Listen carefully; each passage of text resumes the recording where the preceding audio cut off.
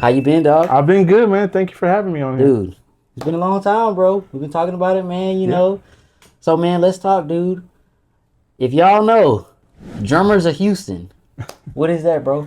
So, Drummers of Houston. It's a group I started about 6 years ago, and it's full of drummers. Yeah. It's specifically drummers. It's a group for drummers and no one else. I try to be strong about who I let in, and so it's it's percussionists, drummers. There's a certain set of questions that you have to answer. So I Yeah. don't, and even then, sometimes I'm like, hey, man, this answer seems a little funny. I'll check out your profile. If I don't see you playing drums, I don't see you with pictures of drums, I might send you a message like, hey, what do you do? Like, because I want to keep the group, pure, and Yeah. it's a safe space for drummers, and drummers are different. We don't Yeah. judge. No, man. There's beginners in there. There's people who want to play. There's people that are super advanced. There's there's some people in there that the drummers don't even realize. Like I talked, Rich Redmond. Yes. Yeah, he's in there. Oh, really? People don't know he's in there, but he Yeah. creeps around. Shout out to Rich, man. Yeah, so him, and I can't think of anybody. It's always like that when you're trying to think of everyone. But Yeah. he was the one I've spoken to most recently. But they're in there, and it's just a good place for everyone to talk drums and save each other sometimes. Yeah. Yeah, 'cause Definitely, man. I see a lot of cats posting, hey, man, I need to sub for this church or this gig. Yeah. And, man, that's a great way to get work, man. Yeah. It's a great way to get work. Man, so speaking of work, dude, what have you been up to? So my primary thing now is being in the wedding industry. It's probably been the easiest and most beneficial industry I've been a part of. Yeah. At this point, as you know, I've have a long history of music related things and Yeah. touring and all that, man. But the wedding industry is real nice, and that pretty much takes up my weekends. So when you were growing up, was that something you were passionate about? Was, hey, I want to learn everything and kind of be like a chameleon? So, man, I knew at a very early age I was obsessed with music. I love music.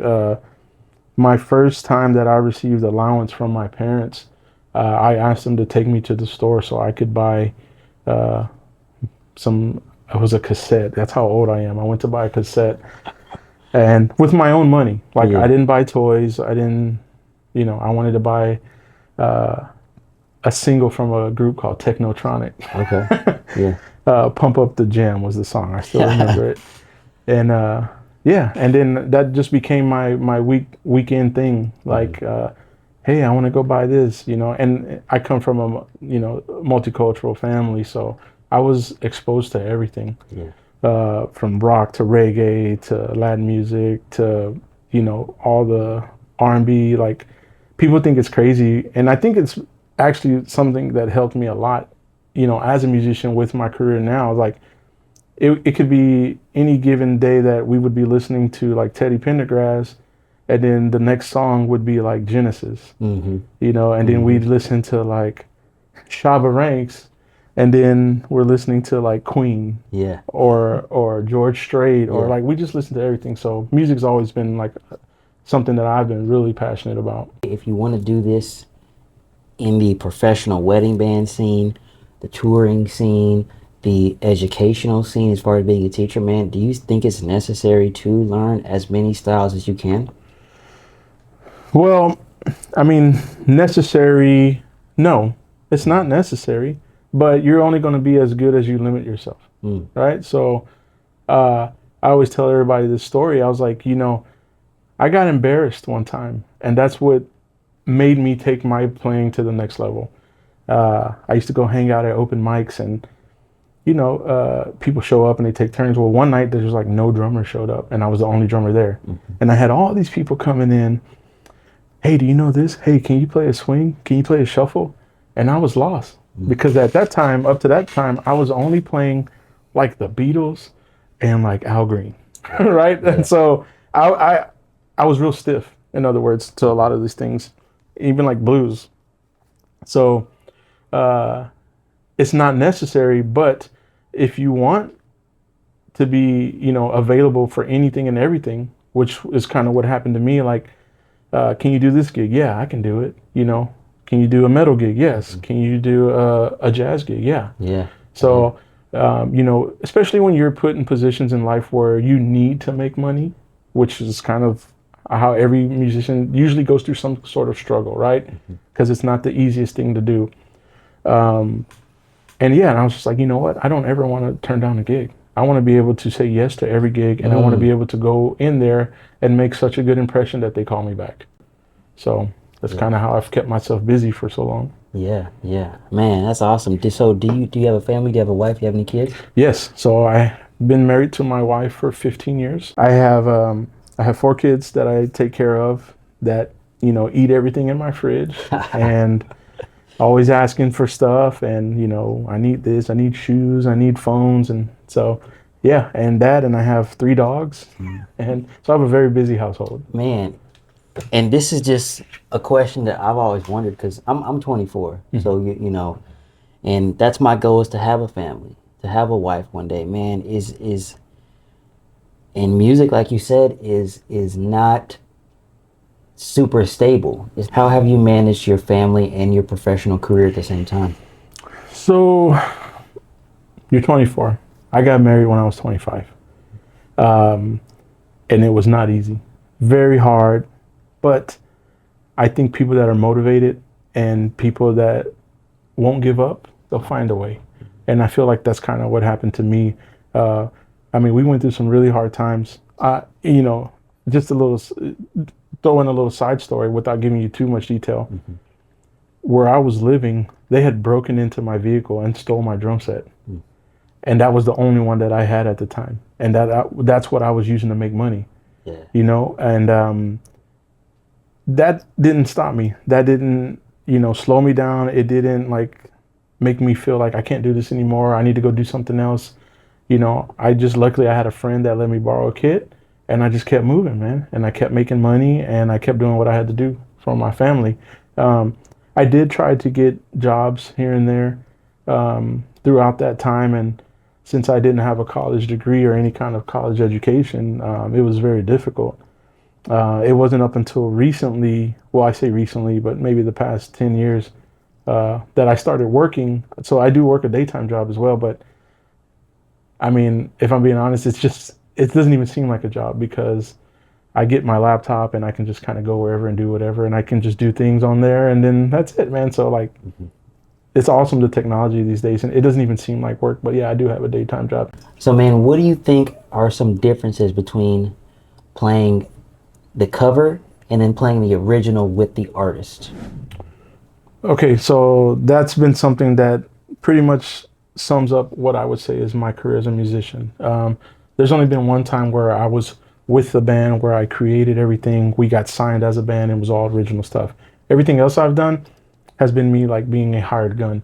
So, doing covers in bars and other type of venues, that's one thing. Not to say I take it less seriously, because I still do, because like I said, I never know who's watching, and I want to be remembered.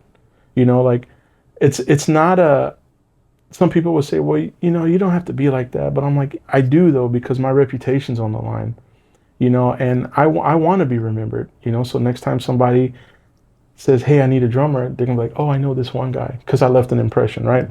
So, which also has led me into getting these other gigs with other artists who are national artists or touring artists.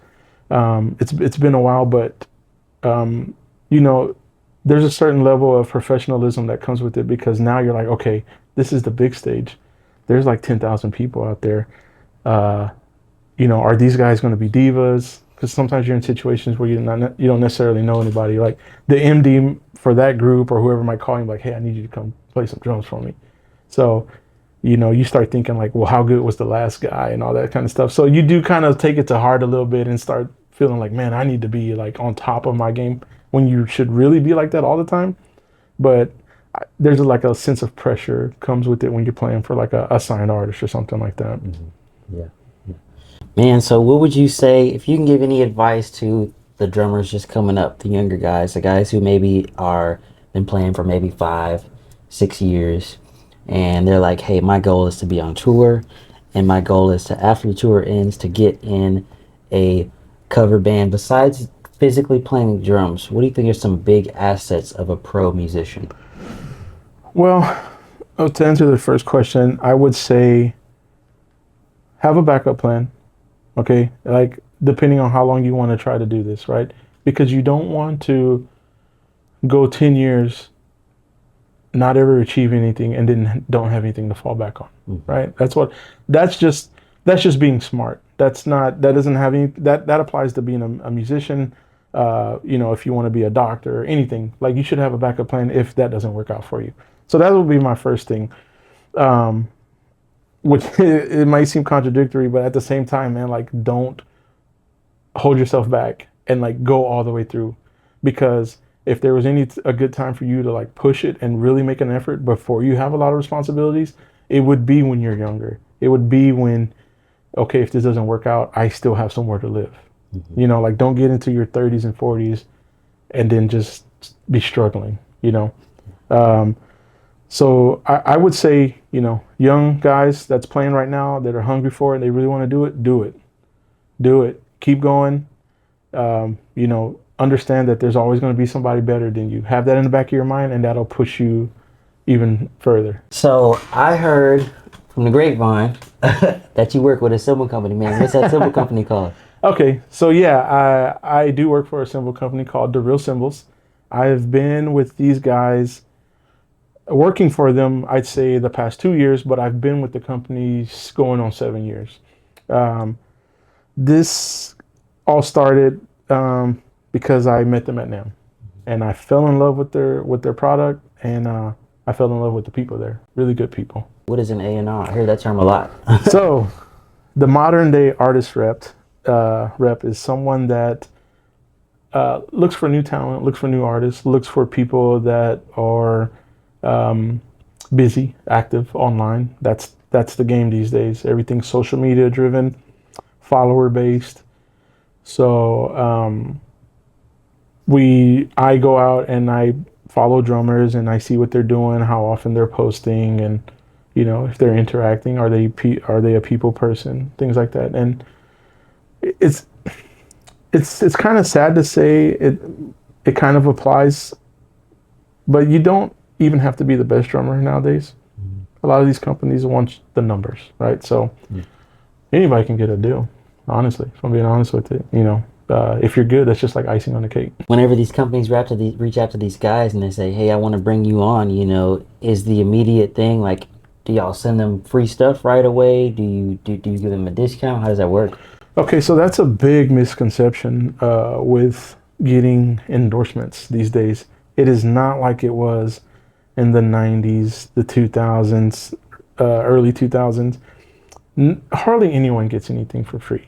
I mean, and this is coming from me, from my buddies who are like in bands that are still signed and have endorsement deals. So every now and then they might send you something as a gift, like, hey, we appreciate you advertising our brand. Here's a free cymbal, or here's a free snare.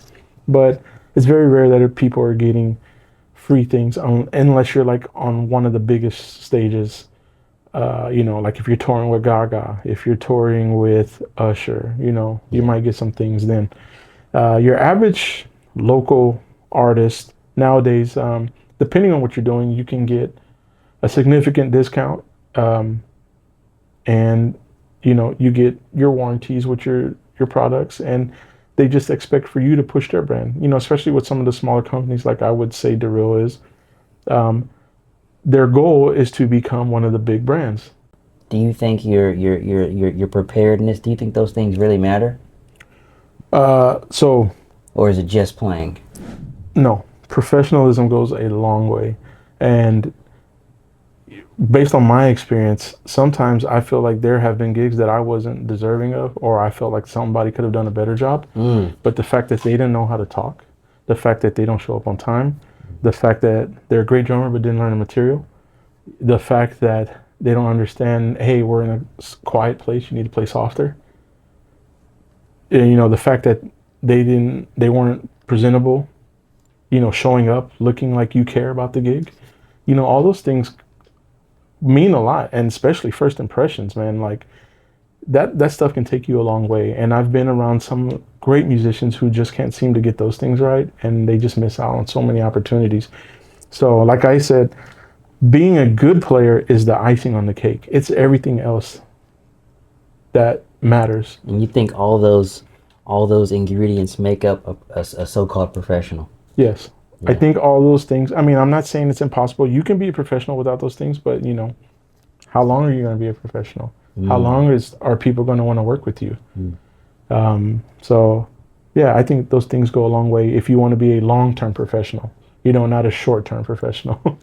So yeah, all those things. And then being good, learning the material, you know, just makes it even better. My man, Angel Perez, dude. Thank you again, Thank you so brother. much. I really Absolutely, appreciate brother.